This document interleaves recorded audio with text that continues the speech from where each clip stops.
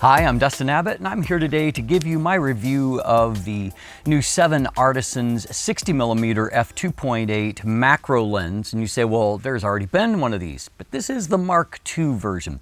And so it's kind of an interesting era for some of these that I call boutique third-party lens makers, some of these smaller brands that are coming primarily out of China right now, like 7Artisans, that are now starting to have had enough experience that they're moving on to the next generation of their lens design and cleaning up, maybe some of the shortcomings of previous lenses. This is a full 1:1 macro lens, and unlike its predecessor, this is a fully internally focusing lens, so nothing extends as a part of operation. It's, you can tell that it's a little better engineered than what the previous lens was, and they've helped to solve some of the mechanical issues that, that some users had noted. But lenses like this will probably continue to be very popular for the primary reason that they're inexpensive. This is a full 1:1 macro lens that you can get for about $180 US. And it comes in a wide variety of mounts, the traditional, Sony APS-C mount, Fuji X mount. This is a Canon EF-M mount. But you can also get it in a few other kind of more interesting mounts, like a Nikon Z mount, where you have to use it in APS-C mode, or a Canon RF mount, again, APS-C mode on those cameras. And so, and a few other different mounts as well. So a wide variety of options that there's a good chance if whatever camera you have that they sell a mount of this lens that will fit on it. And so as you can see, it is a compact lens, and it actually handles really nicely, though this is a fully manual lens, no electronics of any kind, and you're going to have to manually focus yourself, manually change the aperture. But that's kind of par for the course for these type lenses, so I'm not going to harp on that very much, and it's 180 bucks. So what you're really paying here for is the opportunity to have a 1:1 macro on a super budget price. And so I think it's going to be an intriguing option, particularly now that it's become a little bit more conventional in operation and I think more accessible to a lot of people. So today we're going to start by jumping in and looking at the build and the handling, the design of the lens, and give you a closer look at it. Let's jump in. The Mark II is a more traditional design than what was the Mark I. The Mark I had an extending inner barrel that would come out and a unique type of lens hood that would thread on for that, not necessarily all that practical a design. What we have here now is a fully internally focusing lens, and so the dimensions of the lens remain compact. It's only 74.5 millimeters long, 60 millimeters in diameter, and yet it manages to be a completely internally zooming lens, which, by the way, is pretty unique for a 1:1 macro lens in this small a configuration. And so they have really done a nice job of miniaturizing the lens and making it a little bit more practical. A few of the things that were not beloved about the first version of this lens is that the focus ring in many cases tended to be quite, just didn't move particularly well, even though the overall build of the lens is very nice, all in metal. There's no problem at all here. The damping on this lens is really quite beautiful. And my only complaint for macro work is that the focus throw really isn't long enough. We don't even have, I would say, even a full 180 degrees. And really you need probably north of 200, I would say more like 225 at the least, to give you precision, because so much of this, this range is going to be occupied by your macro. And so literally your throw from just a little over a meter away, a meter to infinity, is just that little bit of notching. And I did find focusing in that zone to be somewhat difficult, particularly on this Canon EOS M5 body. There's no in-body image stabilization, and so if I happen to be hand holding, it just made focusing even more difficult to get with precision, particularly where often you're wanting to like magnify the image to get precise focus. And so those of you that are using it on a camera that has in-body image stabilization, that will help a little bit. Now, also the aperture ring here moves very smoothly. It is a declicked aperture, and it racks from f2.8 smoothly all the way through f22. I will note that the aperture shape does a great job of staying circular, 9 aperture blades, but I really noted even when stopped down that I had a nice looking circular aperture, and so I do give it high marks in that regard. Our minimum focus here is about 17.5 centimeters, a little over 6 inches, and so it's a decent working distance. You do have to get quite close to your subject, obviously at 1:1, but it's not a terrible working distance, you know, and you have roughly between a 90 and 100 millimeter full frame equivalent on most of these, and so the working distance tends to be a little bit better at that focal length, and that is the case here. No major problems there.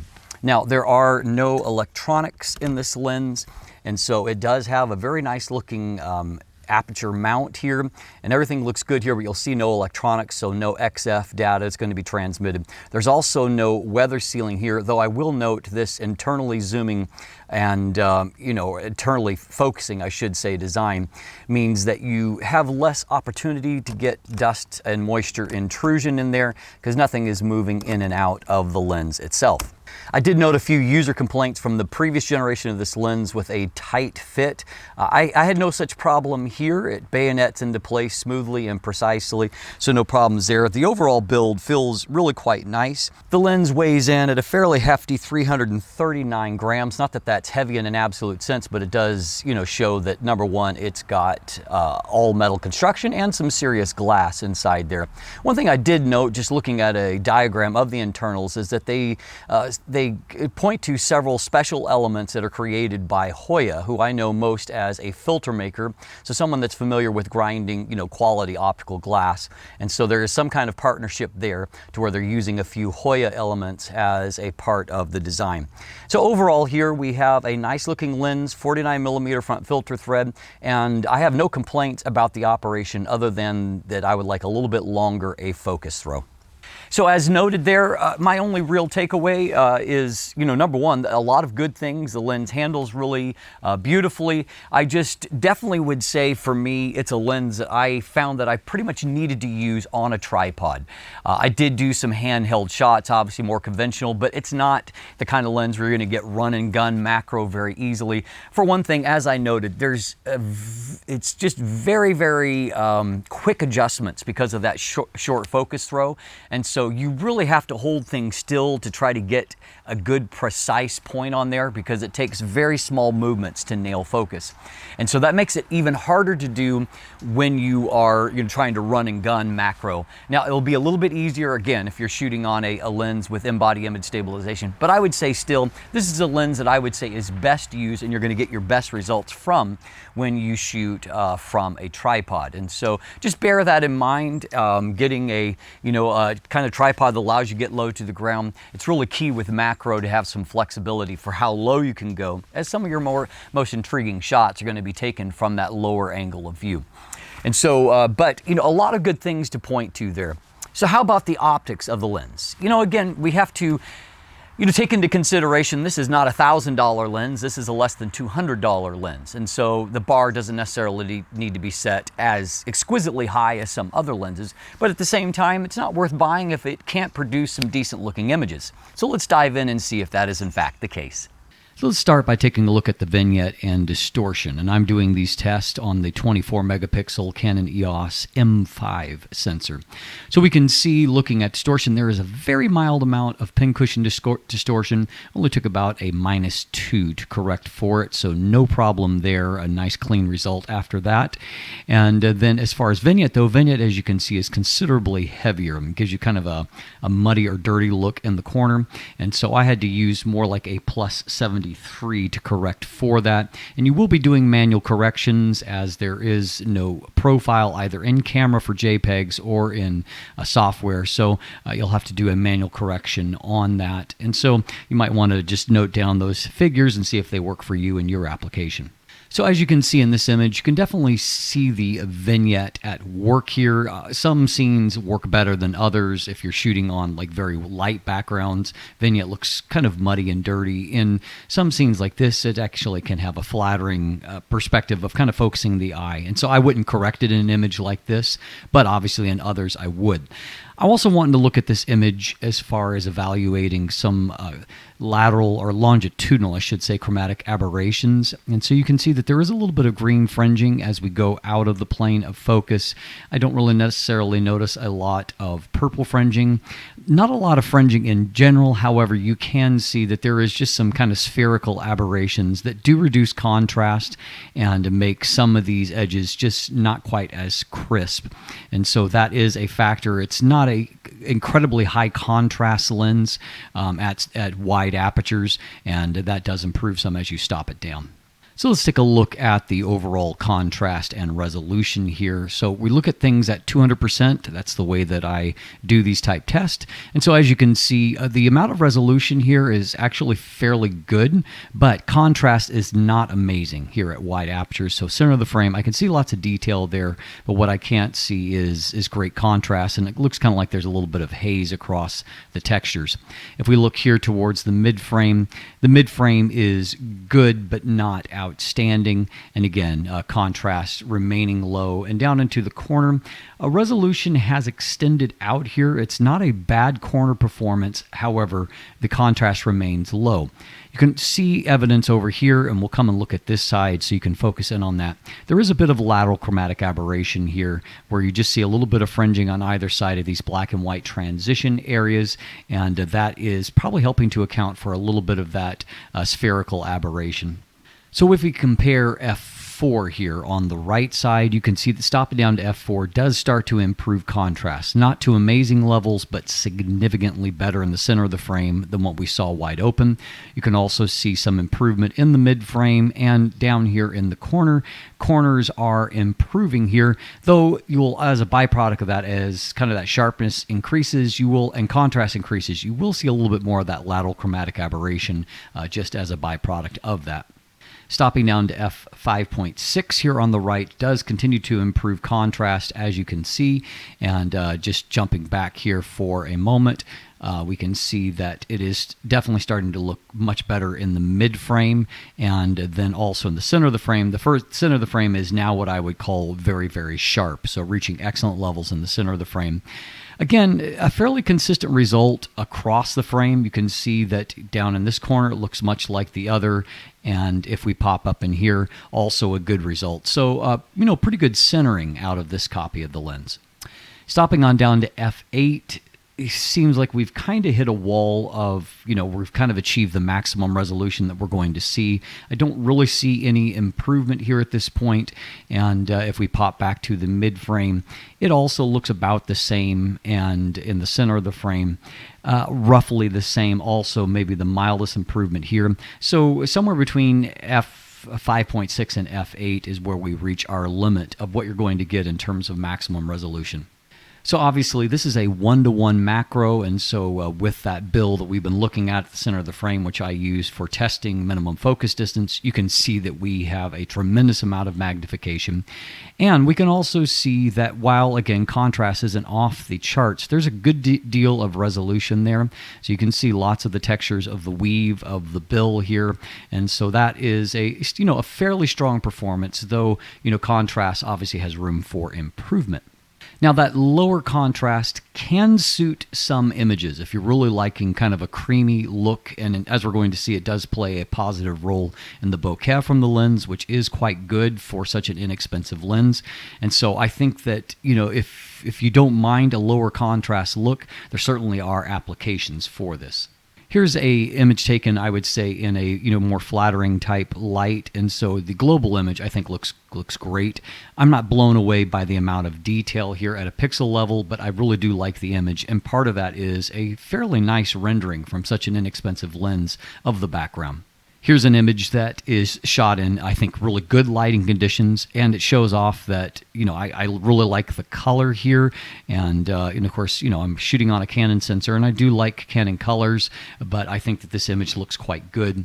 Likewise here, good color, and if we zoom in here, this is working off of a tripod, which I think, for getting focus well, I think that working off a tripod is fairly imperative. And so we can see here, though, the detail looks pretty good on this image for, an inexpensive lens.